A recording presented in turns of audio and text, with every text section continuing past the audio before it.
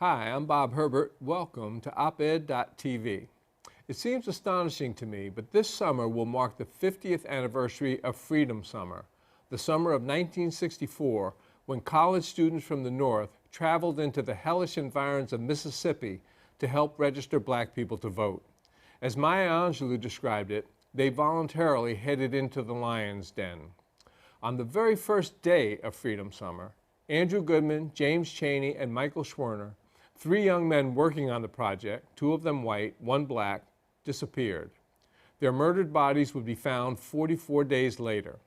Their deaths helped force this nation to confront the hideous, violent nature of racism in the South. Their terrible sacrifice was an important factor in our slow but steady change for the better in terms of race relations across the United States. My guest this week is the brother of one of those three young men. David Goodman, welcome, and thank you so much for being here. Thank you, Bob, for inviting me. David, your mom's autobiography, My Mantelpiece, a memoir of survival and social justice, has just been published posthumously. And we're going to talk about that in a few minutes. But first, I'd like to focus a little bit on your story from those awful days back in the 1960s. I mean, so much has been written about it. It was a tragic, historic event, but I'd like to go behind the scenes a little bit and to talk about what it was like for you and your family. Now, you were 17 when Andy was murdered, and you and your family lived on the Upper West Side of Manhattan, which might as well have been another planet from Mississippi of the 1960s. I mean, what was it like for a teenager to have these sort of awful events occurring in his life? It was a series of shocks. The first shock was the loss of a brother that many people, unfortunately, would experience, whether it's a traffic death or a crime of passion. So that was kind of first and foremost. There were aftershocks, though, that I could never have anticipated. And quite frankly, 50 years later, there are things that I'm still kind of discovering about how I felt. One of the shocks to me was that somebody could get murdered because they wanted to vote or help somebody register to vote. I actually didn't know that. I certainly knew that there was segregation, that there were black water fountains and white water fountains. I saw that.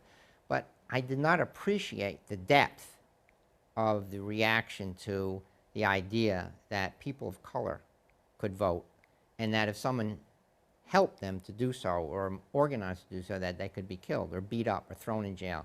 I didn't understand that. And I don't think many of my friends really understood that. My mother has said many times, and she's passed away now in 2007, that even she thought that maybe he'd get yelled at, spit on, beat up, and she actually put, back in the day, iodine in his duffel bag, but to be killed. And the thing was, there were 900 people, mainly white, from the North, who weren't killed. He was the only volunteer, but of course, along with James Chaney and Michael Schwerner, they were all killed at once. And that was a realization that shook me to the core. When you and your friends, you were aware of segregation and to some extent the treatment of blacks in the South, but was there much concern, or was there even much thought given in general among whites about what was going on in terms of civil rights or in the real lives of black people in the South in those days? You know, I think, Bob, it was the second, not much thought. Mm-hmm. The way I would put it now was a level of unconsciousness that, in retrospect, was astonishing. And it wasn't like people didn't care. We just didn't think about it. We didn't focus on it. My mother was the only mother of 30 kids in my class who worked full-time. And we were from an upper-middle class family, and she insisted we call him a housekeeper, not a maid. Right. And this person was from Georgia, and she was black. And until a certain age, I didn't know really who was my mother and who wasn't. I had a surrogate mother, and I was extremely close to her. And I think I was around 10, she took me, and she lived in Harlem. And on Saturdays, like at least once a month, she would take me up to Harlem, and I'd sleep over in her house. So we were, like you said, from a totally different world. I didn't relate to the issue of violence. I didn't know it existed. Now, your family, you had another brother, Jonathan, and there was your mom, Dr. Carolyn Goodman, and then there was your dad, a civil engineer. His name was Bobby. Right. All right. How did you guys, well, first, how did you find out, or how did Andy announce that he wanted to go off to Mississippi?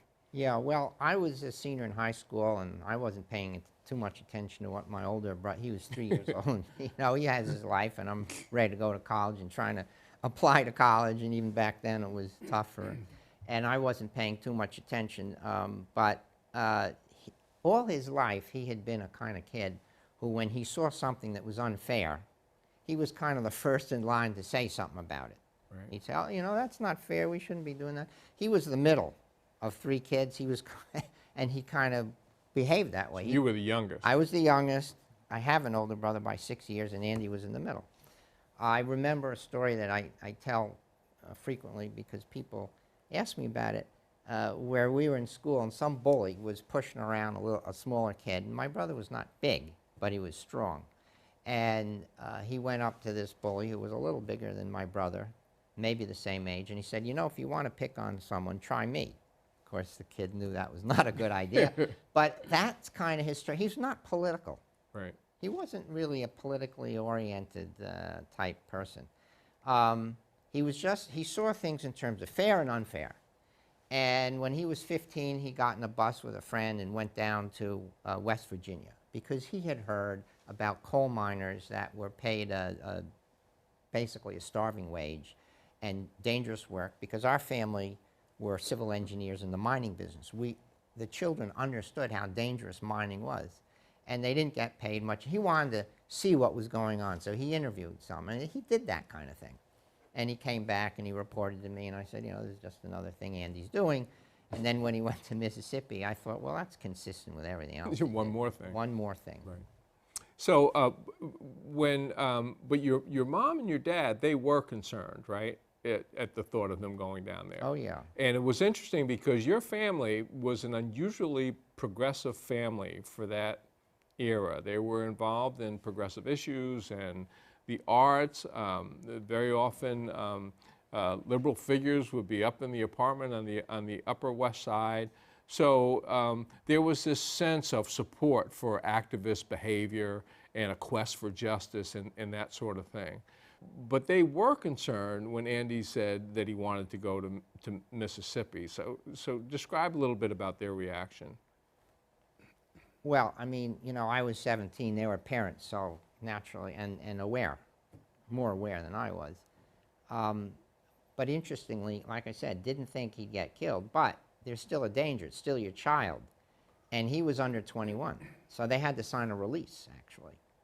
And she signed the release because, as she said many times in the book that she wrote, that she couldn't have lived her life telling her children that you got to stand up for what's right, you got to speak out. And by the way, I would refer to my parents as constitutional fundamentalists.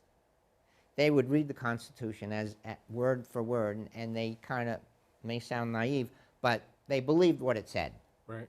So they couldn't be preaching those beliefs, life, liberty, pursuit of happiness, equal protection under the law, which we heard frequently, like most American children, and then turn around and say, but you know, in this case, you can't go and uphold those fundamental constitutional matters. So when you found out that Andy had been killed, describe sort of individually the impact on the various members of your family, your mom and dad and your 2 brothers. Well, you know, it's hard to tell what's in a parent's mind. I mean, now that I have 2 kids, it's a whole different view that I have about what could happen to your children just in general, just when they go on a trip in the car. Right. And to me, it was a shock to my parents, it was a complicated moment because they didn't just lose their son. The experience, as I interpreted it, was they were shocked that their child was murdered because he wanted to vote, and that someone would also assassinate the Constitution at the same time. That may sound very intellectual, but it was like a reaffirmation on the one hand of what should be done, but a disappointment that someone, an American, a church-going group of Americans, terrorists, would murder somebody because they wanted to vote. It was a complicated set of reactions. Plus, they felt responsible because they let him go. So, but there also must have been the powerful emotional reaction, and you're referring at least obliquely to a sense of guilt that was there. Was there depression in the family? I mean, what was it like in the household in the aftermath? Yeah, I think my mother dealt with it a lot differently than my father. My father died 5 years later at the age of 55. Actually, my brother was murdered on June 21st, 1964. But they were missing for 44 days. No one had found the body. Right. So we didn't know for 44 days. But as time went by, with all the people that came to the house and talked to us, and it became increasingly clear that they were probably dead. But I, for one, wouldn't acknowledge that, nor did my parents. We were hoping somehow they would be, found. Right. And when they weren't, it was like, oh my God, did this happen in America? Did this happen to our child or my brother? And it was full of conflicts, contradictions, complications. One thing that I took away from it, which shaped my worldview thereafter, to this day, is that you hear great ideas, wonderful things, like I said, life, liberty, and the pursuit of happiness, and then something like this happens, and it happens all the time in one incarnation or another. And you come to a view that it ain't necessarily true, that all the wonderful things that our Constitution says and that we wave the flag for aren't available to all the people all of the time and all the people some of the time, and we have to stand up for what's right. But it's a series of emotions and intellectual things colliding, and it's very hard to sort out.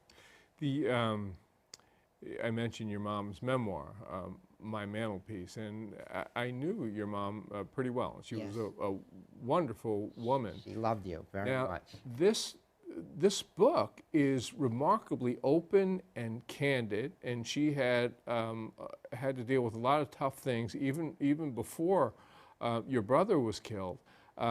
She lost her own brother at a very early age, when she was a very young child. Her father committed suicide. She wrote about being molested as a teenager. Why do you think that she wanted to tell her story and the story of her family in such an open and candid way? What was she trying to achieve? Well, my mother was a very determined person. Determination, perseverance, hard work. And she believed that she always, as I was growing up, would remind me, she was born in 1915, she would remind me that she was born before women had the right to vote.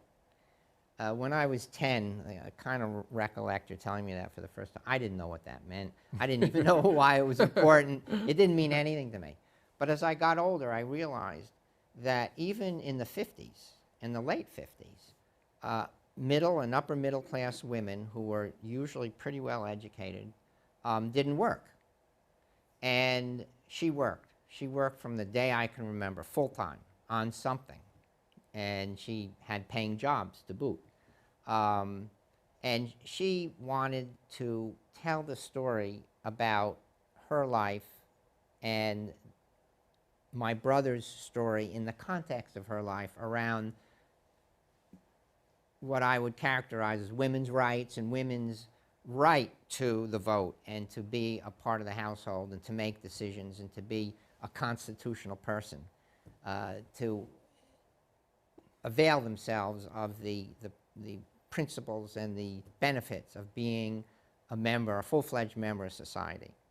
And she saw women as kind of in the caboose rather than equal partners with men. And she wanted to tell that story about herself. And she characterizes that whole movement, which was parallel with the civil rights movement. What's been your reaction to the book? You've read it. Most people don't get that clear a look at the life of a parent. In this case, you have. What was the impact on you? Well, that's a great question. I don't know that I totally know, Bob.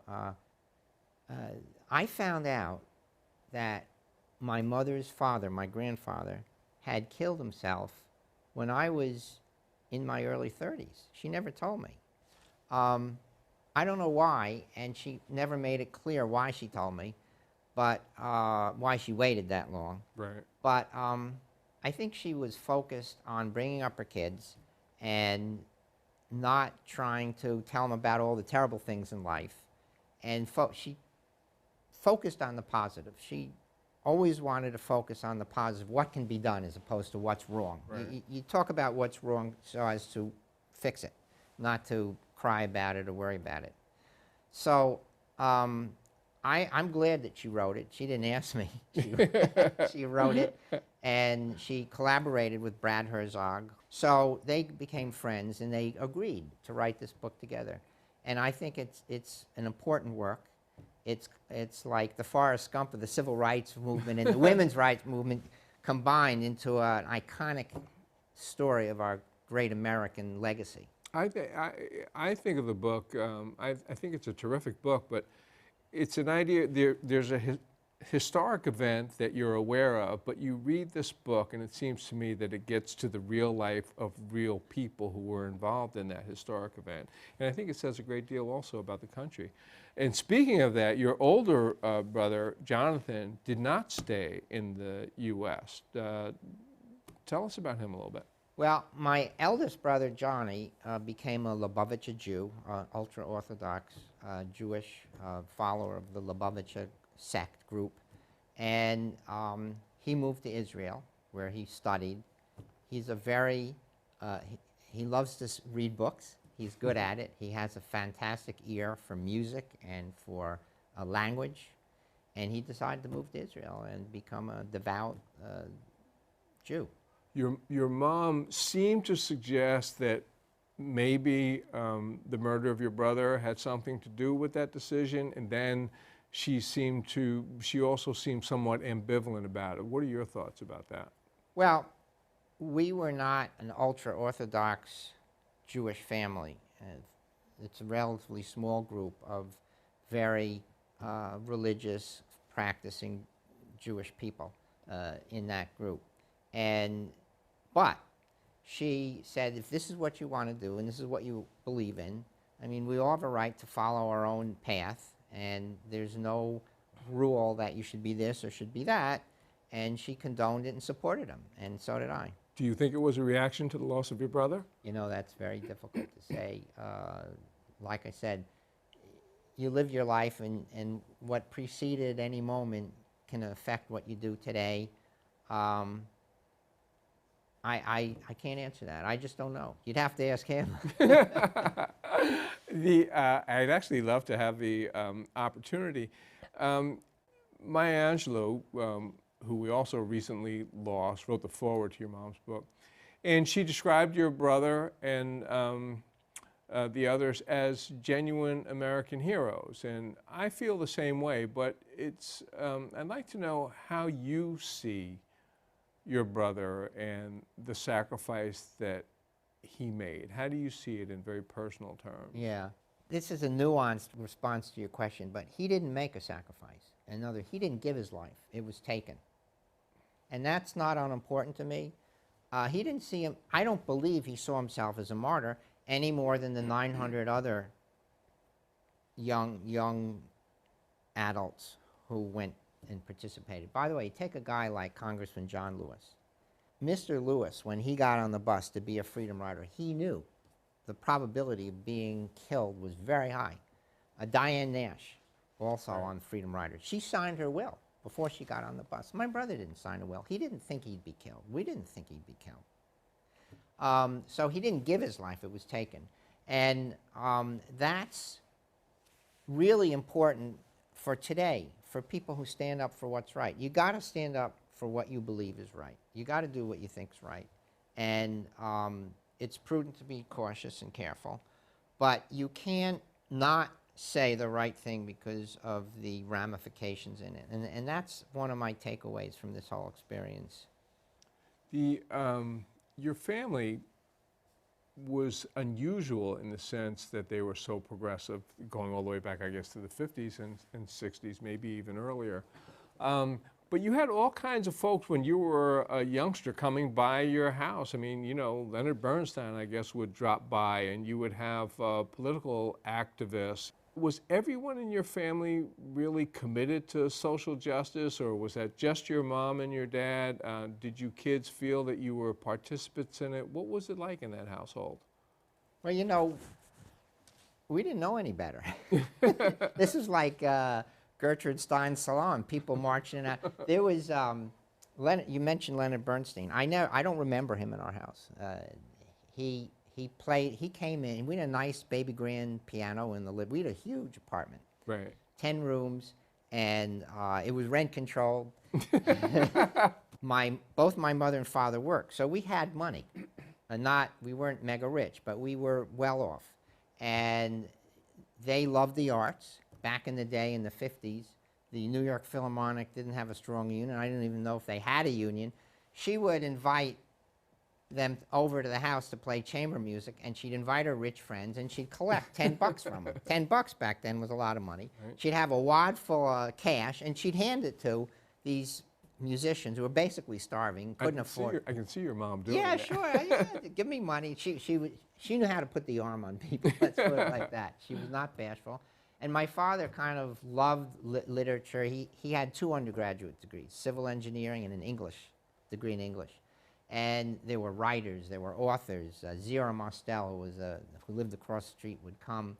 He was the funniest person I've ever met in my life. I can't imagine having Zero Mostel in your apartment. I mean, you know, he was like Will Smith times 10, who was pretty funny.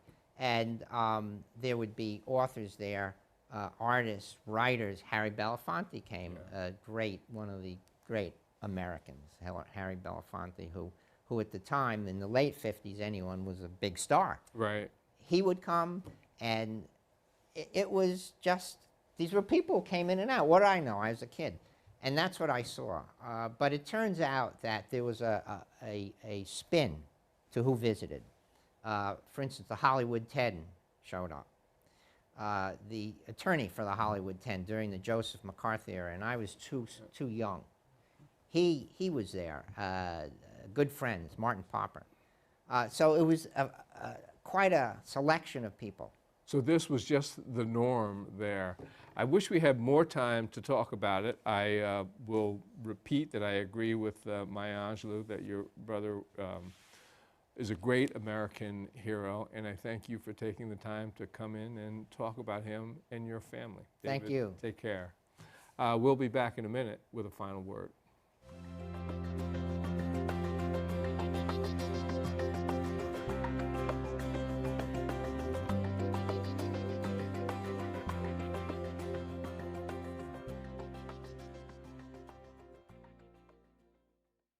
I'm a big fan of technology. As a former ink-stained wretch, I have no desire to go back to the days of typewriters and carbon paper.